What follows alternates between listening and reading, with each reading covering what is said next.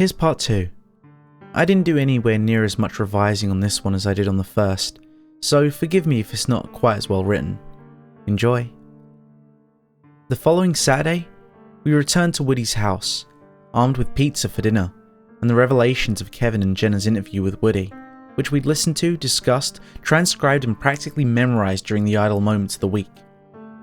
All 4 of us were eager to get back up there, and I'd been on the phone with Woody several times during the week.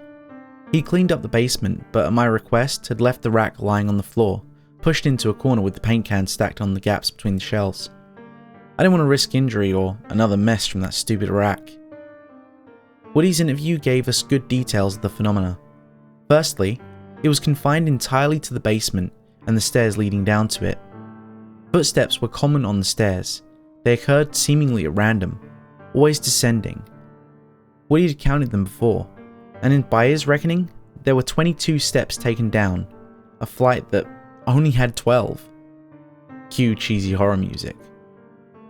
On 3 separate occasions that he could recall, he told us he heard footsteps coming down the stairs while he was in the basement.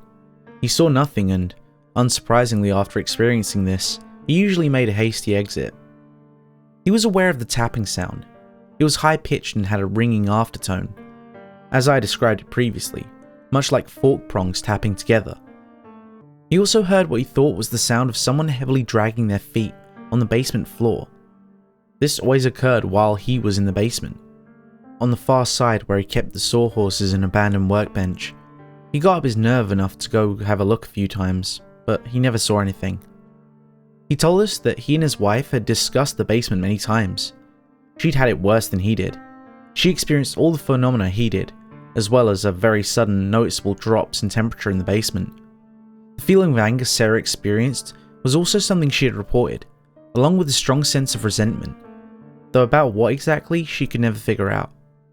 On 3 separate occasions, she felt touches on her back, near the shoulder blades. She had told Woody that they were light, persistent, and while not obviously hostile, they felt threatening. I should note at this point that he made it very clear that most of the time, the basement was just a basement.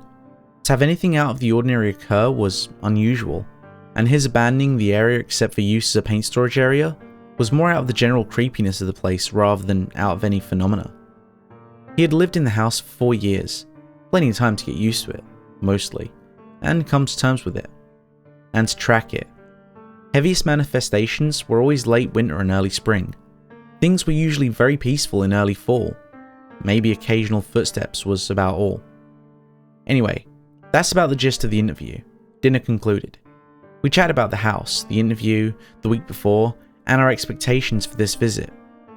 Frankly, I thought it was slim odds that we'd have 2 encounters and 2 visits, but it was early spring, and once again, when we went to our car for our gear, we found our batteries drained.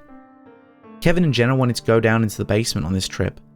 Sarah wasn't eager to go down there again, and I didn't want to leave her alone with Woody. So, I decided I'd stay up top with her. We searched the house just before nightfall, taking pictures and making sure we weren't alone or anything that was out of the ordinary. When it was good and dark, and after a quick trip to the restroom, they went down. What follows is all based on their stories and writings. I didn't see any of this myself.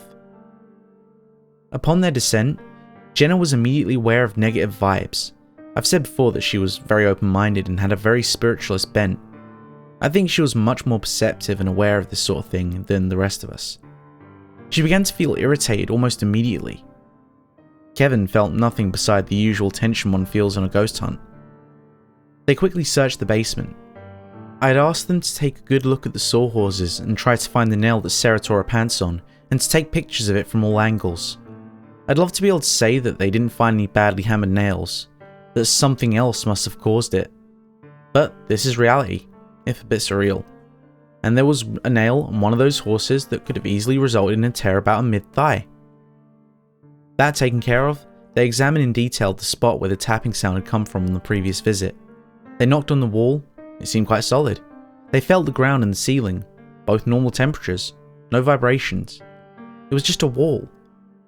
Kevin decided to stand near the bottom of the stairs. After interviewing Woody, he thought that they might be a focal point of the haunting. He also wanted to stay far away from that rack, even with it lying on the floor.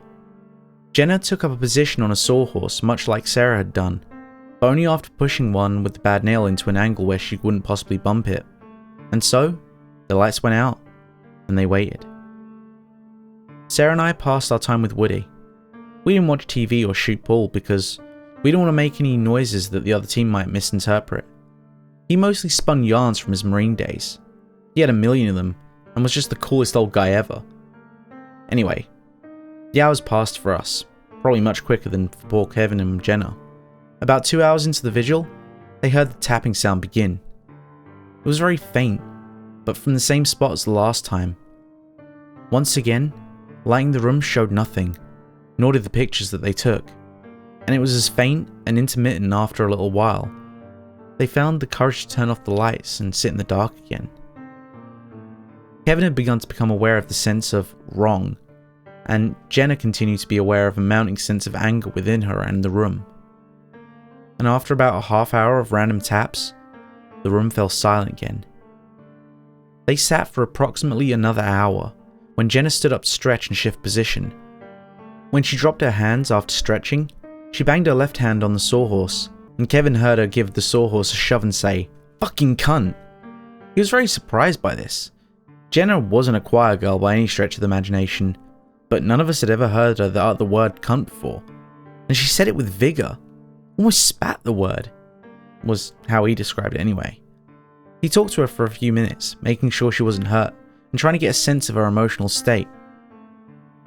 She told him that she felt angry, that she was in control, and that she wanted to stay down. He decided that everything was fine, and he also wanted to stay too. So, again they fell silent and waited. Another 2 hours passed with nothing. It was now very late at night. Sarah and I were getting restless, though Woody was inexhaustible as a fountain of energy. We were playing cards. I'm not a big fan of Texas Hold'em, but I loves me some 5-card draw and some tonk. Kevin began hearing a thumping sound at this point. It wasn't loud, and it was coming from over near Jenna. He held his ground, listening to it for a few moments to make sure it wasn't a trick of the imagination. Then he flicked on his lantern to find Jenna absent-mindedly pounding a right fist against the sawhorse. He called her a jerk, told her to knock it off, and switched out the light. A few minutes passed and the pounding began again. He was about to ask Jenna what the fuck her problem was when he heard a sound directly in front of him. He had said it sounded much like someone dragging their feet heavily, just as Woody had described. By this point he was ready to lose it, but he whispered and asked Jenna if she heard the noise. She confirmed that she did. "Well then quit fucking drumming on the sawhorse so we can hear it better." "Sorry," she said. The drumming stopped but the dragging continued. It seemed to move away from Kevin, towards the paint rack, at the far opening and back half of the basement where Jenna sat. He saw nothing, but the temperature was beginning to drop dramatically. And then again, he hears the pounding coming from Jenna's sawhorse. This time, it's louder. The room is freezing. He still hears something dragging its damn feet, and he's so focused on hearing it, and trying to ignore the pounding, that it takes him a moment to consider that perhaps he should check on Jenna. "Jenna?" he says. Her lantern comes on and she immediately bursts into tears. The dragging sound stops immediately, but it's still ice cold in the room. He switches on his lantern, books over to Jenna and grabs her arm. It's bleeding from where she's been pounding it against the sawhorse, and she's practically hysterical, sobbing loudly. He pulls her over to the stairs and they book it out of the basement. Sarah, Woody and I are just waiting near the top, having heard Jenna crying. And as soon as I saw her, I ran for the first aid kit. The one time I can remember breaking the rule of never going solo for even a moment, and fuck me, running out alone into the dark on a lonely country road to retrieve a first aid kit from a car was no walk in the park itself. Ghosts, UFOs, Sasquatches, you just never know. Kevin was still pretty coherent, much more than I was when I came up from the previous week, and noted in his observations later that the cold air stopped immediately at the lip of the top step. It was like passing out of a block of ice, he said. Woody at this point was deeply concerned. One of us had been hurt, though after calming her down enough to clean the wound, we saw it really wasn't that bad. She just rubbed off the first layer or two of skin and caused some capillaries to bleed. We questioned her at length. She wasn't really aware that she was pounding her fist against a sawhorse. That's why she started crying when she turned on the light and looked at her arm. The sudden realization that she was hurt scared the hell out of her. She clearly remembered the temperature drop and the foot dragging sound, which had come from around the opposite side of the wall she sat facing and stopped right next to her. Throughout the night, she said she felt increasingly irritated and angry, up until the foot dragging sound started, at which point she said she felt much closer to just plain blind rage, and felt a very deep resentment at whatever was making the sound. Woody was reluctant to let us continue after the injury. I told him I'd call him later after we debriefed ourselves and we'd talk, and thus part 2 is finished. I've already told you guys we went back one more time.